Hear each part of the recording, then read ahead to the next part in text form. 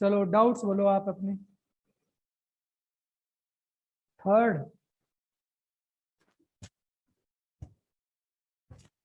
जिन questions में भी inverse आ रहा होगा, जैसे थर्ड क्वेश्चन में इनवर्स आ रहा है, इनको फिलहाल छोड़ देंगे। क्यों? क्योंकि ये इनवर्स फंक्शन जब हम करेंगे तभी कराऊंगा इनको।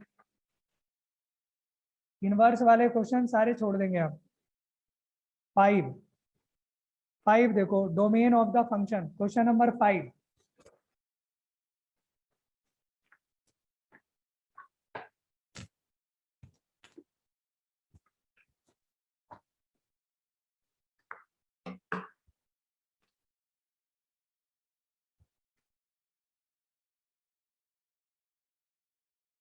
(24 - x c 3x - 1 plus 40 - 6x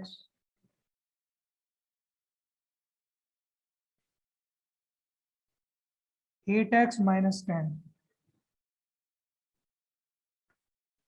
बताओ भाई कैसे करोगे इसको? कैसे करेंगे क्वेश्चन ये सी, सी क्या है? कॉम्बिनेशन। कॉम्बिनेशन एनसीआर की प्रॉपर्टी क्या होती है? एनसीआर की प्रॉपर्टी क्या होती है कि ये जो 24 - x है, ये एनसीआर अगर होता है तो एन हमेशा आर या आर से बड़ा होता है? हाँ, एन ऑलवेज ग्रेटर देन और इक्वल टू आर होता है।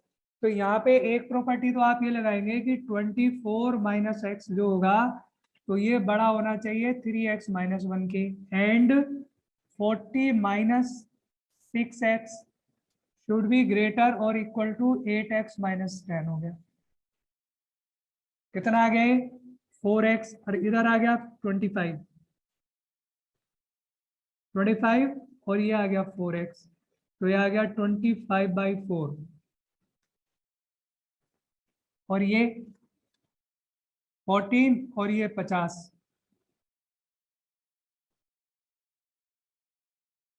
तो ये आ गया 50/14। कितना बनाए? अब ये देखो आप, x की वैल्यू इससे छोटी होनी चाहिए, तो इससे छोटी कौन कौन सी वैल्यू आएंगी? 4 से डिवाइड करा, 4 6 24, 6 होल 1/4 है, इससे छोटा। और x क्या चीज होगी? ये जो होगा इंटीजर होता है, तो इससे छोटे इंटीजर कौन कौन से आएंगे? एक तो 6 आएगा, 5 4 3 है, 2 1। और एक बात और, 3x - 1 जो होगा 0 है, 0 से बड़ा होगा, तो x की वैल्यू 1/3 से बड़ी होगी। ऐसे ही यहाँ पर भी होगा सारा, 24 - x 0 से बड़ा होगा, तो 24 x की वैल्यू 24 से छोटी होगी। ऐसे ही यहाँ पर भी होगा 40 - 6x, ये क्या होगा? 0 से बड़ा, तो ये हो गया 40/6 हो गया। कितना हो गया? 6 होल 4/6 हो रहा है, यानी x की वैल्यू 6 से छोटी रही होगी, वो तो आ ही रही है यहाँ पर। 6 से छोटी कहां तक जाएगी? 1। इससे भी छोटी होगी क्या? अब इसमें एक तो वैल्यू ये आई और दूसरी वैल्यू यहाँ पर आएंगी। ये आ रहा है 25/7 आ रहा है, 25/7। तो डिवाइड करना है इसको, 7 3 जा 21, 4/7 लेस देन x। तो इससे छोटी वैल्यू कौन कौन सी आ गई? 3 2 1। तो दोनों में कॉमन वैल्यू कौन सी आ गई जो दोनों को सेटिस्फाई करेगी? दोनों को सेटिस्फाई कौन सी वैल्यू करेंगी? 1 2 3 करेंगी। तो आंसर देखो क्या है इसका, 1 2 3 आंसर है। करेक्ट आंसर देखो क्या है? बी, 1 2 3। सही है आंसर? समझ में आ गया?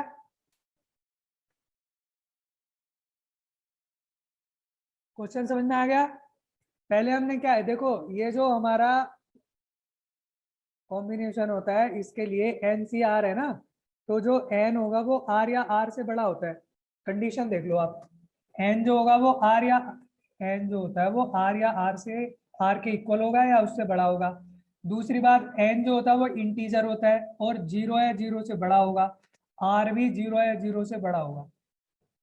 ये वाली कंडीशंस आपको लगा देनी है और इनमें जो कॉमन आएगा, जो इनमें कॉमन आएगा वो आपका आंसर होगा।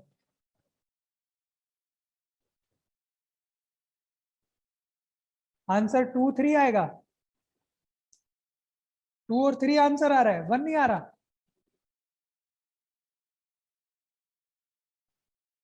टू पे देख लो, सेटिस्फाई कर रहा है।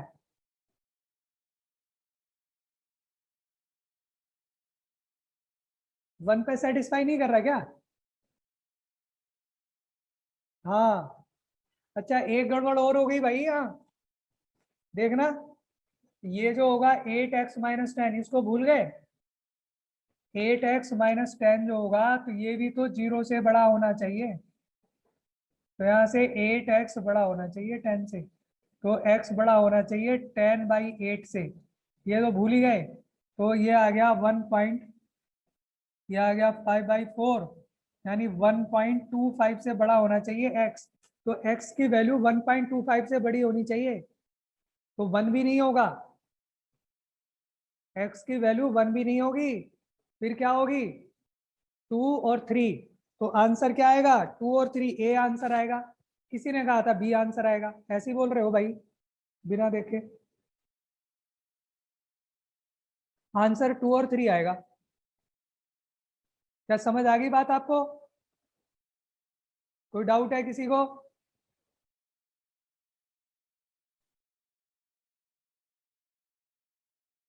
Okay, next question. Rohit question करें हैं?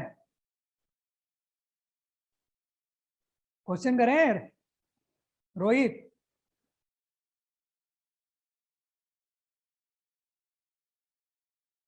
एर्थ क्वेश्चन देखो।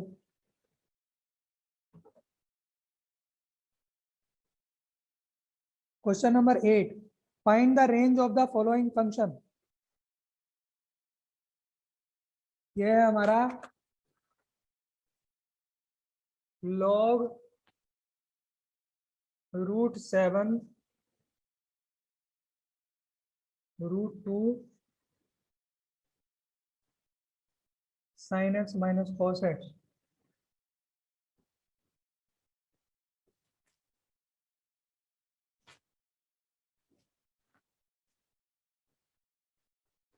इसका रेंज बताना है भाई हमें, रेंज बताओ, कौन बताएगा रेंज इसका? रेंज फाइंड करो। हो गया, गुड। आंसर बता बेटा रवि, कैसे होगा ये?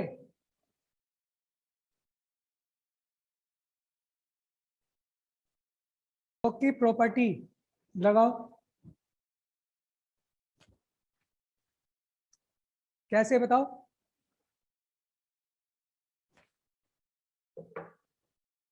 रेंज निकालना हमने इसमें।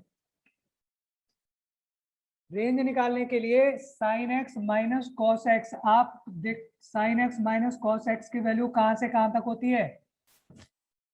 Sign x minus cos x, इसमें वो लगा दो ना, a sine x plus b cos x. तो a sine x plus b cos x में इसकी वैल्यू कहां से कहां तक आएगी?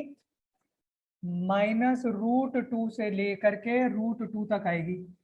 होता है ना वो √a² प्लस b², तो 1 का स्क्वायर प्लस 1 का स्क्वायर आएगा। A sine x plus b cos x, √a² plus b², तो ये माइनस हो गया, ये प्लस हो जाता है। अब इसको √2, ये इसकी वैल्यू आई है sine x minus cos x की, हमें चाहिए √2 से मल्टीप्लाई करना है, तो √2 से मल्टीप्लाई कर दो इसको। Sign x minus cos x, इसकी वैल्यू कहां से कहां तक आ जाएगी? ये आ जाएगा 2 और ये आ जाएगा -2। तो अब हमें इसकी यहां से यहां तक की वैल्यू मिल गई। अब इसमें 5 ऐड कर दो, तो 5 ऐड कर दिया, 5 यहाँ ऐड कर दो, 5 यहाँ ऐड कर दो, 5 यहाँ ऐड कर दो, तो वैल्यू कहां से कहां तक आ गई? ये आ गई 5 - 2 3 5 + √2 sin x - cos x और 7 तक आ गई। अब लॉग ले लो √7, सब जगह का लॉग लेंगे बेस 7 पे, तो क्या आ गया? log 3, ये आ गया। यहां भी ले लेंगे log √7 और ये आ जाएगा, और ये log √7 और ये 7 आ जाएगा। लॉग ले लिया सबका। देखो ये तो ऐसे ही रहेगा, या इसको देख लो आंसर में कैसा आ रहा है। इसको ये भी लिख सकते हो आप, 7 की पावर 1/2 है, तो ये 1/1/2, तो 2 आगे आ जाएगा। इसको लिख सकते हो आप 2 log 3 to the base 7, और ये, और यहाँ पर ये 1/2 आगे आ जाएगा, तो 2 log 7 base 7। तो ये तो 1 हो गया, ये 1 हो गया, तो आंसर आ गया ट्वाइस ऑफ log 3। ऐसा कोई आंसर है? Twice of log 3 to the base 7 और 2 तक, कौन सा आंसर बनता है इसमें? डी आंसर बन रहा है। तो देखो डी आंसर करेक्ट है, रेंज डी बन रहा है आंसर इसका। कोई दिक्कत किसी को? किसी को कोई डाउट? Next question.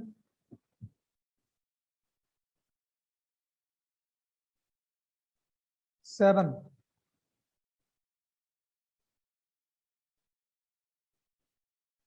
रेंज निकालना है इसका। 7 में रेंज निकालना है। The value of the function f x equal to x square minus 3x + 2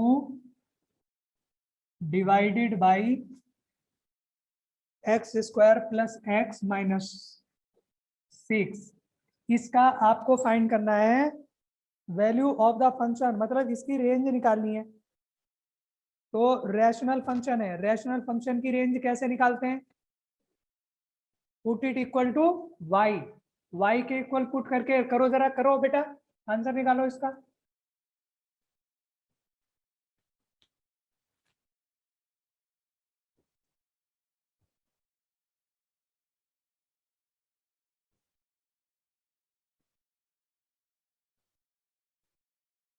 ए होगा आंसर, आंसर तो ए होगा, होगा कैसे?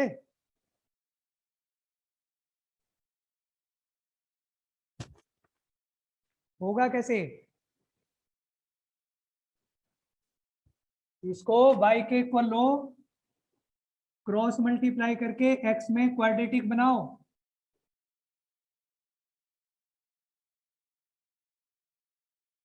कितना आएगा? x² y 6y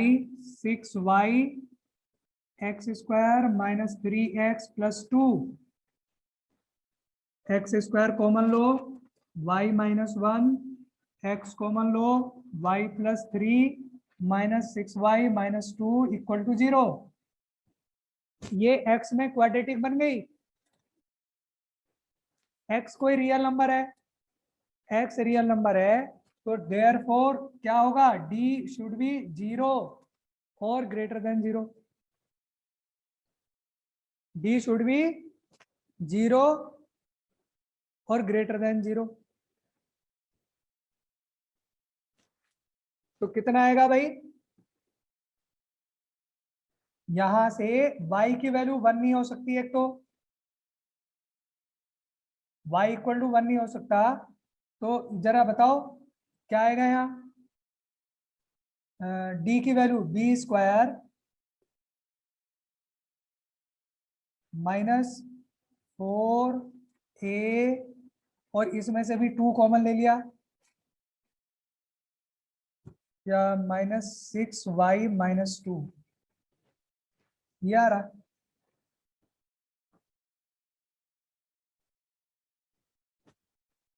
सॉल्व करो इसको। क्या आएगा सॉल्व करके? वाई स्क्वायर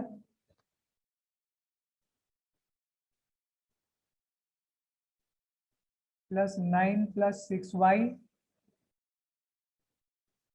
माइनस कॉमन ले लिया, माइनस माइनस प्लस, प्लस का 4, 6y² 2y और 6y 8y, और प्लस का 2।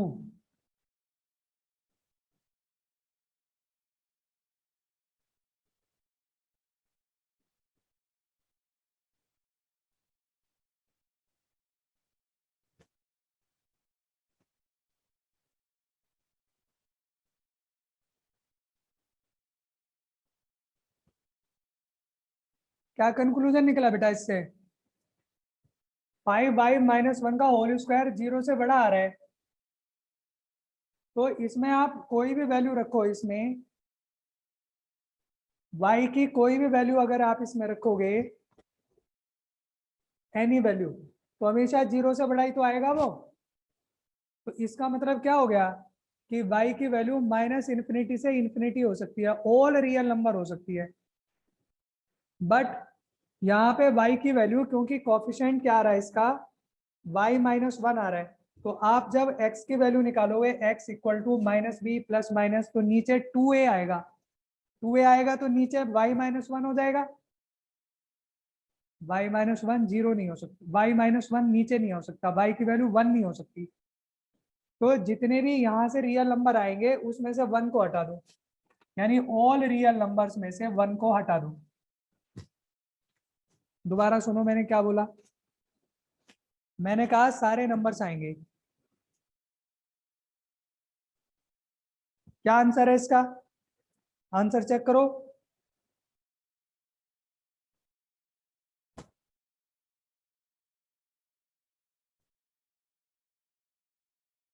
1/5।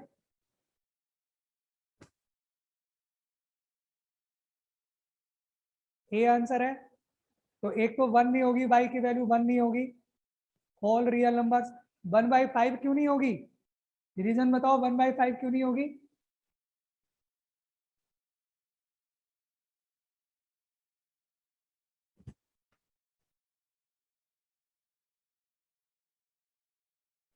Denominator can not be 0। यहां से जब इसके फैक्टर कर रहे हो तो क्या आएगा?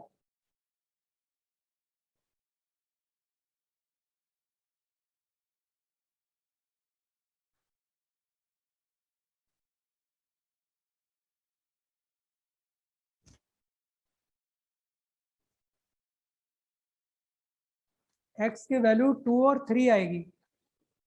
जब आप x को यहाँ पे 2 लोगे, जैसे आपने यहाँ निकाला है, एक तो x की वैल्यू 2 और एक आएगी x की वैल्यू, इसके फैक्टर कर लेंगे तो वहां पर y डिफाइन नहीं होगा।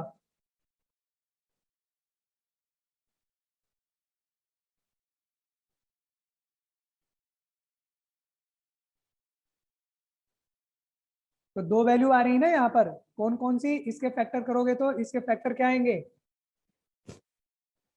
x+3 और एक आएगा x-2। 2 और 3 आएंगे, तो x की वैल्यू 2 और 3 पॉसिबल नहीं है।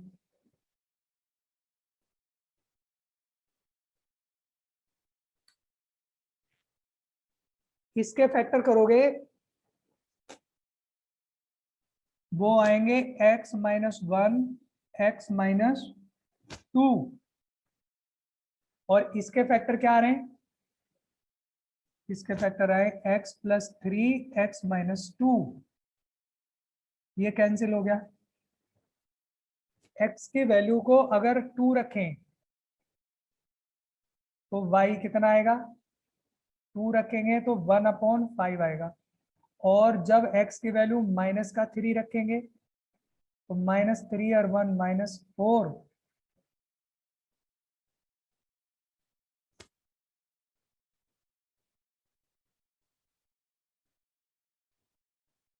x की वैल्यू 2 पे क्या आएगा, 2 1/5 आएगा। तो ये जो x की वैल्यू 1/5 आ रही है ना, जो जब हम x की वैल्यू को 2 ले रहे हैं तो y की वैल्यू 1/5 आ रही है, लेकिन x इक्वल टू 2 पे तो डिफाइन ही नहीं होगा, हमारा फंक्शन 0 हो जाएगा। तो इसलिए 1/5 को भी हम नहीं लेंगे, 1/5 भी नहीं लेंगे। तो हमारा जो आंसर होगा वो कौन सा होगा, 7 का। तो 1 तो यहां से गया ही, 1 तो होगा ही नहीं, और दूसरा 1/5 भी नहीं होगा। ये आंसर हो जाएगा। कोई डाउट इसमें किसी को?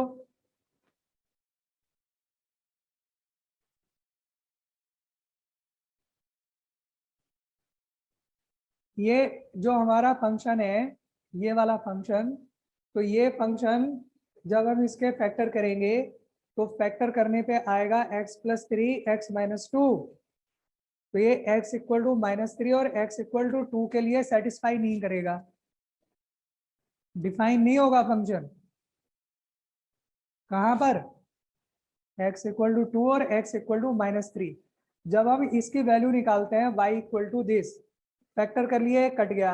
x की वैल्यू अगर हम 2 रख रहे हैं इसमें, 2 - 1 2 3 5, y की वैल्यू 1/5 आ रही, बट x इक्वल टू 2 पे तो फंक्शन डिफाइन ही नहीं है। x इक्वल टू 2 पे y की वैल्यू 1/5 आ रही है, 2 पे आ रही ना 1/5। दोबारा सुनो, x इक्वल टू 2 पे y की वैल्यू 1/5 आ रही है, लेकिन 2 पे तो डिफाइन ही नहीं है। तो जब 2 पे डिफाइन नहीं है तो y की वैल्यू 1/5 आ सकती है क्या, नहीं आ सकती ना, इसलिए y की वैल्यू 1/5 को नहीं ले रहे हैं।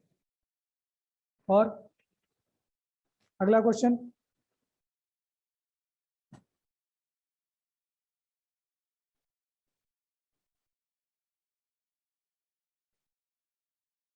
Next question.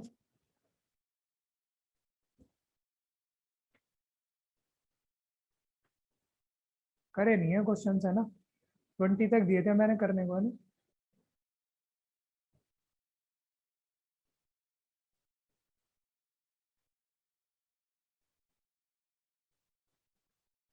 इस फंक्शन का पीरियोडिक फंक्शन पाई है।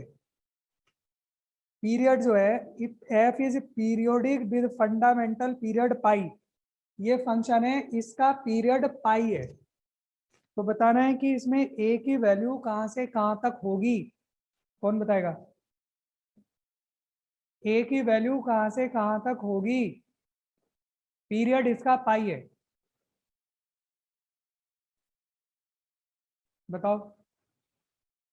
अगर हम इसका पीरियड फाइंड करें तो कैसे करेंगे, इसका पीरियड पाई दे रखा है, और पीरियड फाइंड कैसे करेंगे।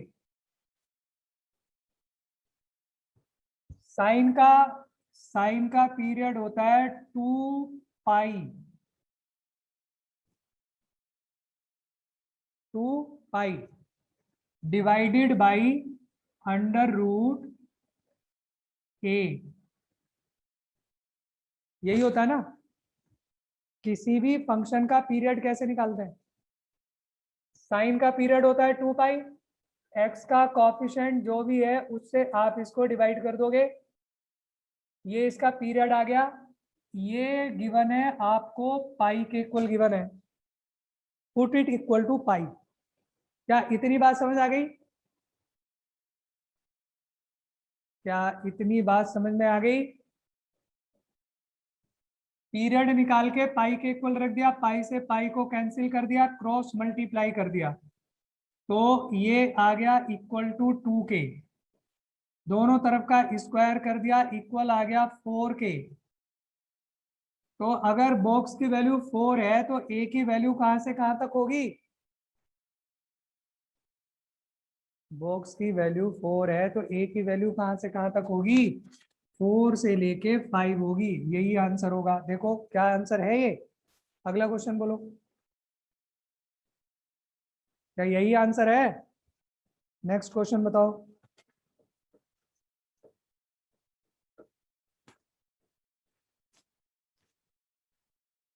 13।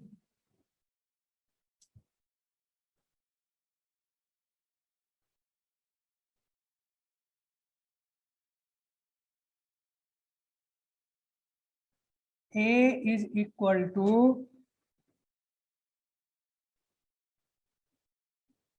x such that x is from -1 to 1,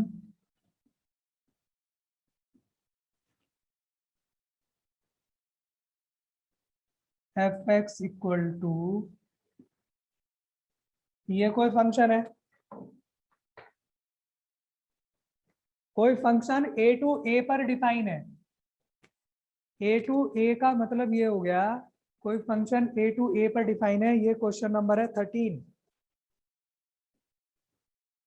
a to a का मतलब ये हो गया कि उसका जो डोमेन होगा, -1 to 1, और इसका जो कोडोमेन होगा, कोडोमेन क्या होगा, वो भी -1 to 1 होगा।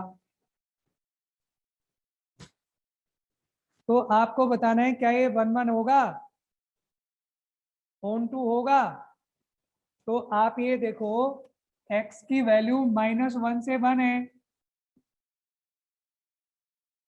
तो 2 से डिवाइड कर दो। x/2 कहां से कहां तक हो गया, -1/2 से 1/2।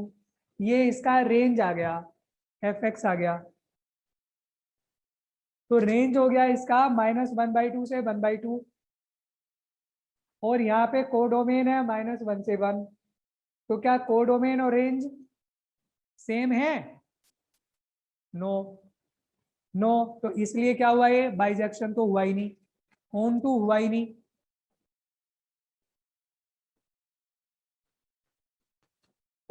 अगर ऑन टू नहीं है तो बाइजेक्शन भी नहीं होगा। दूसरा पार्ट इसका, दूसरा पार्ट है sin πx/2। बताऊं आगे, सारे पार्ट बताऊं इसके? नो। चलो अगला क्वेश्चन पूछो।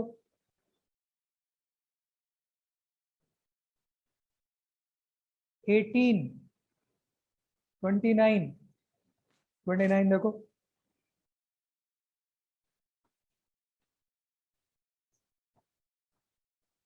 Domain of the definition of, question number 29 देखो।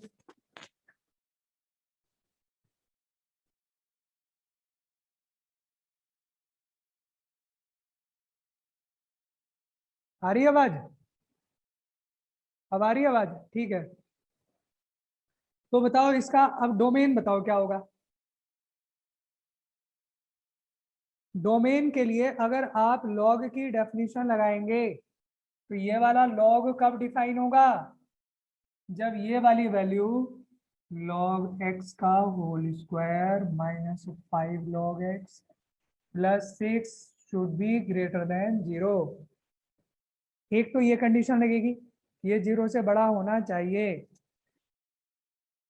log x को अगर y ले ले, थोड़ा सा सॉल्व करने के लिए log x को y लिख करके सॉल्व करेंगे तो इसके फैक्टर क्या आएंगे, y² 5y plus 6 greater than 0।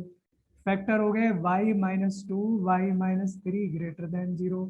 तो y की वैल्यू आ गई 2 से छोटी आएगी या y की वैल्यू 3 से बड़ी आएगी। इतना तो ठीक है, इतनी बात तो ठीक है। दूसरी बात, ये वाला जो log x डिफाइन होगा ये तभी होगा जब x की वैल्यू 0 से बड़ी होगी, यानी कि x भी 0 से ग्रेटर होना चाहिए। अब y कितना है, y को हमने log x लिया है, तो log x की वैल्यू 2 से छोटी या log x की वैल्यू 3 से बड़ी। और x की वैल्यू 0 से बड़ी। अब अगर log x 2 से छोटा आ रहा है तो x की वैल्यू क्या होगी?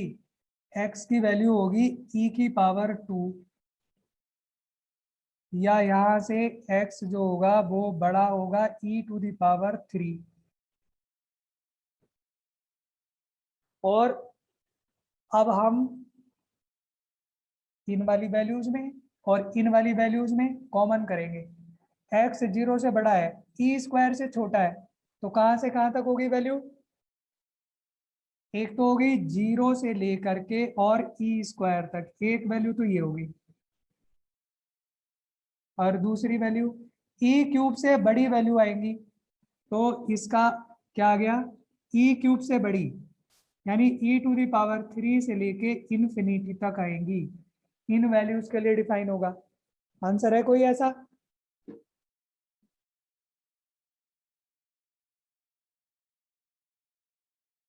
अच्छा, यहाँ पे 10 बेस 10 लिया हुआ है, ln नहीं लिया हुआ, इसमें बेस 10 लिया हुआ है। तो जहां पे e आ रहा है वहां पे आप 10 कर दोगे, लॉग दिया हुआ है ना, तो बेस 10 लेके किया हुआ है इन्होंने। तो बेस 10 का मतलब क्या हो गया कि जहां पे e आ रहा है वहां पे 10 कर दो बस। तो ये 10 का स्क्वायर हो जाएगा, जैसे ये 10 का क्यूब हो जाएगा, तो यहाँ 10 का स्क्वायर हो जाएगा, ये 10 का क्यूब हो जाएगा। तो अब आंसर क्या आ गया? 0 to 10 square union 10 cube two infinity. क्या कोई आंसर ऐसा बना है? 0 to 10 square union 10 cube two infinity, कोई आंसर है? डी आंसर चेक करो, डी आंसर है, डी ऑप्शन करेक्ट है। ये आंसर हो गया आपका। अगला क्वेश्चन बोलो, क्या समझ आ गया आपको? पहले क्या किया हमने? पहले इस वाले लॉग को डिफाइन करेंगे। ये लॉग कब डिफाइन होगा? जब ये 0 से ग्रेटर होगा। और ये वाला log x कब डिफाइन होगा? जब x ग्रेटर देन 0 होगा। जो वैल्यू यहां से आएंगी और यहां से आएंगी, इन दोनों में इंटरसेक्शन आएगा। 9 का डी पार्ट, 9 का D part.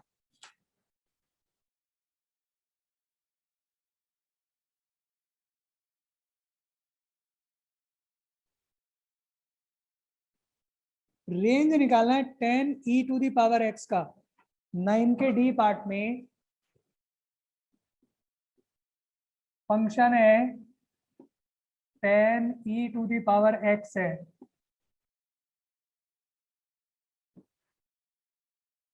10 e to the power x, के x equal to 10 e to the power x। अब इसका क्या फाइंड करना है हमको?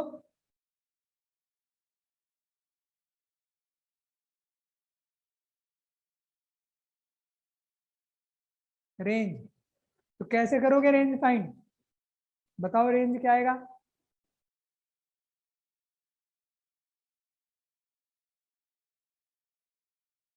कौन बताएगा रेंज कैसे आएगा?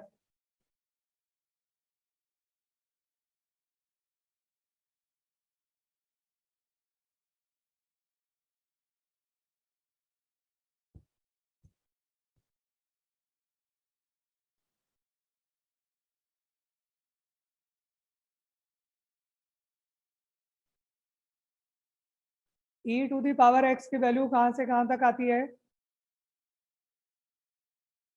e to the power x की वैल्यू कहां से कहां तक आती है? 0 से इन्फिनिटी आती है।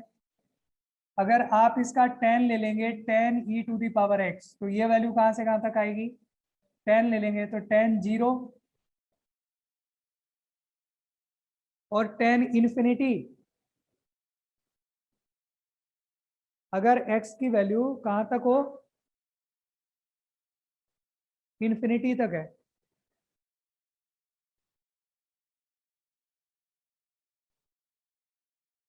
10 का डोमेन क्या होता है?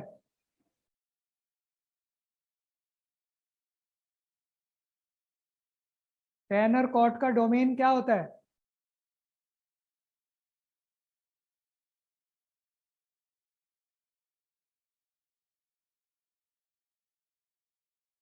अरे मैं ये पूछ रहा हूँ जो टेन होता है, टेन का डोमेन क्या होता है? डोमेन,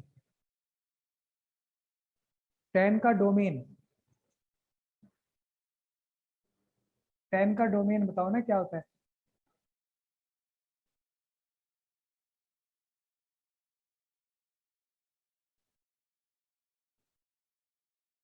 ऑल रियल नंबर्स होते हैं।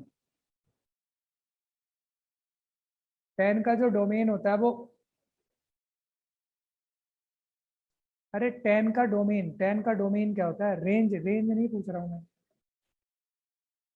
टेन का डोमेन क्या होता है? ऑल रियल नंबर्स होते हैं। तो यहाँ पर जो e की पावर x है, तो टेन ई की पावर x, e की पावर x कहाँ से कहाँ तक है? जीरो से इंफिनिटी तक है। तो इसका ये जो ये जो हुआ e की पावर x, अगर जीरो से इंफिनिटी तक है तो टेन की वैल्यू कहाँ से कहाँ तक आएगी? जीरो से लेके और पाई/2 तक आएगी। ये ग्राफ होता है ना टेन का। कैसे बनता है टेन का graph?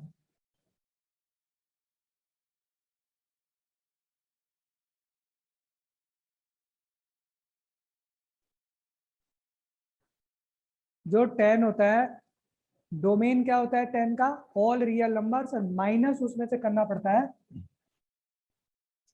Odd multiple of पाई/2, 2n+1 पाई/2।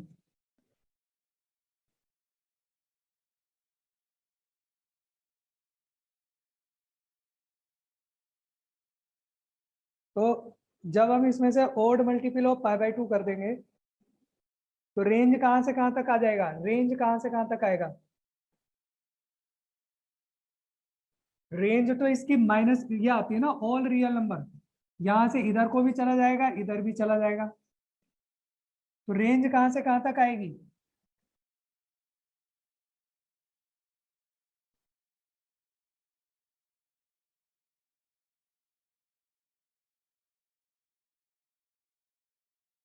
इसका जो रेंज आएगा, e की पावर x की वैल्यू जीरो से इंफिनिटी है। तो जब टेन ई की पावर x करेंगे, e की पावर x करेंगे, तो ये जीरो से तो बड़ी होगी, लेकिन इसकी रेंज तो जीरो से इंफिनिटी तक जाएगी। क्यों? क्योंकि e का पावर x जो है, लेकिन इसमें से वो वैल्यूज को छोड़ देंगे जो ओड मल्टीपल ऑफ पाई/2 होंगी। दोबारा सुनो, जो ओड मल्टीपल ऑफ पाई/2 आएगा ना ई एक्स का, उसको छोड़ करके जैसे जो भी वैल्यूज आएंगी उनके लिए ये डिफाइन होगा।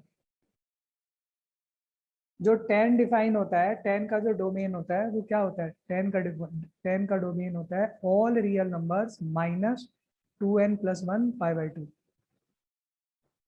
तो उसे छोड़ करके, और बाकी इसका जो रेंज आएगा वो कहाँ से कहाँ तक आएगा? इसका रेंज जो आएगा वो जीरो से लेके इन्फिनिटी तक जाएगा। ऊपर ऊपर आएगा, ये वाला आएगा। इसका ऐसे चलता रहता है ना, यूं बनता है ग्राफ। तो सिर्फ ये वाले पॉइंट छूट जाएंगे। तो हमारा जो क्वेश्चन है एक्चुअली, उसमें क्वेश्चन 9 में ये पूछा हुआ है कि ये बताओ कि इसमें से कौन से फंक्शन का रेंज -1 to 1 है। तो इसका जो ये वाला फंक्शन होगा हमारा, इसका रेंज तो -1 to 1 नहीं है, इसका रेंज तो कुछ और आएगा। क्या क्लियर होगी बात? ये क्वेश्चन जो पूछा था, क्या उसको क्लियर होगी बात?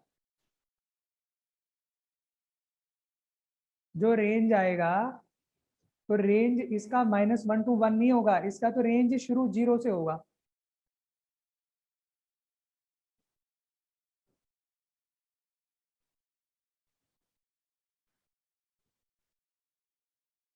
बताओ, इसका हमको पीरियड बताना है। एलसीएम रूल से हो जाएगा। बिल्कुल सही बात है। कैसे होगा एलसीएम रूल से? x+a तो लिखा ही है, और ये x+b है। इस x+b को आप क्या लिख सकते हो? x+b minus fractional part of x+b,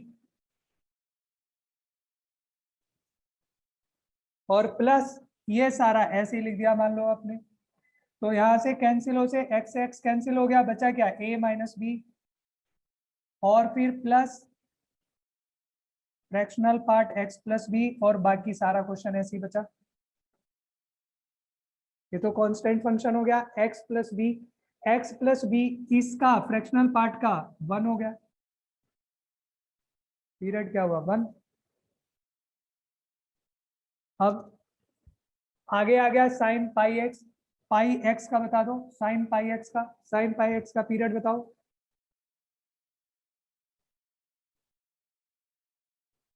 sine pi x का पीरियड हो गया 2 pi upon pi, 2 pi upon pi 2 हो गया। इसका बता दो 2 पाई, इसका 1 हो गया, 2 पाई अपॉन 2 पाई इसका,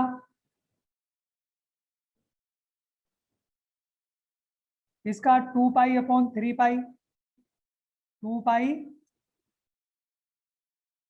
2/3 हो गया। 4 पाई आएगा, 4 पाई का कितना हो जाएगा आगे, 2/4 हो जाएगा।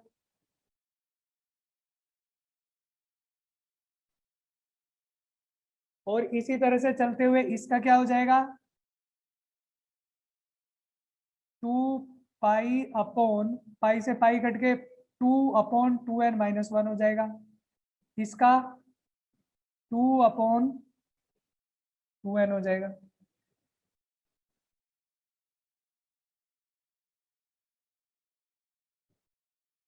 अब सबका एलसीएम, ऊपर वालों का एलसीएम क्या आएगा, ऊपर का एलसीएम, ऊपर का एलसीएम आएगा 2, न्यूमरेटर का और डिनोमिनेटर का एचसीएफ क्या आएगा 1, 2/1। तो क्या आंसर 2 है इसका, आंसर 1 है या 2 है, तो 2 आंसर आएगा इसका।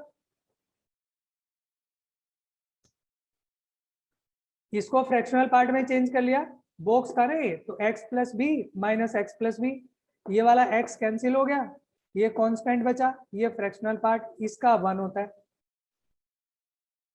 इसका पीरियड 1 ले लिया। बाकी का सबका रूल के अकॉर्डिंग 2 पाई, 2 pi upon pi, 2 pi upon 2 पाई, 2 पाई अपॉन 3 पाई, 2 पाई अपॉन 4 पाई, 2 पाई अपॉन 5 पाई, 2 पाई अपॉन 2n-1 पाई, 2 पाई सबको इसके जो कॉफिशिएंट है x से सबको डिवाइड करते चले गए, x के कॉफिशिएंट को 2 पाई से डिवाइड करते चले गए, तो ये आ गया। यहाँ पे एलसीएम रूल लगा दिया, LCM of numerators upon HCF of denominators, तो आंसर आ गया।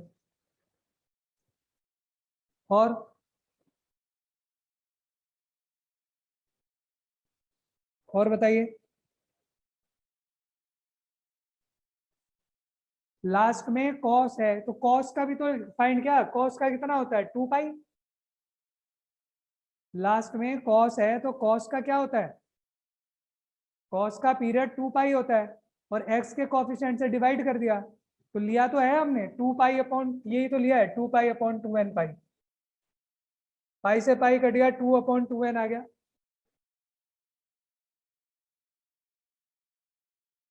और 30, कल आप इसको, कितने क्वेश्चन हैं इसमें, 83 है, 60 तक करके लाओ भाई इसको, इसको परसों फिनिश करेंगे सारे क्वेश्चन एक्सरसाइज 1 के, 60 तक कल कंप्लीट होना चाहिए, 60 तक आपको कंप्लीट करके आना है।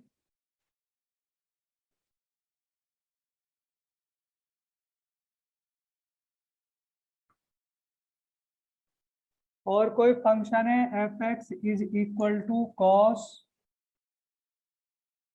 एक्स माइनस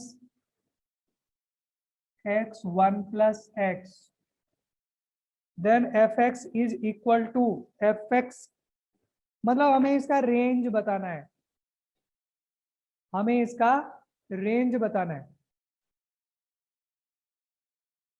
कैसे, देखो अगर हमें ये पता लग जाए कि ये वाला फंक्शन इंक्रीज हो रहा है या डिक्रीज हो रहा है तो हम तब इसका रेंज बता सकते हैं। एक्स की जो वैल्यू है वो π/6 से π/3 तक है, तो आप इसको ना डिफरेंशिएट कर दो।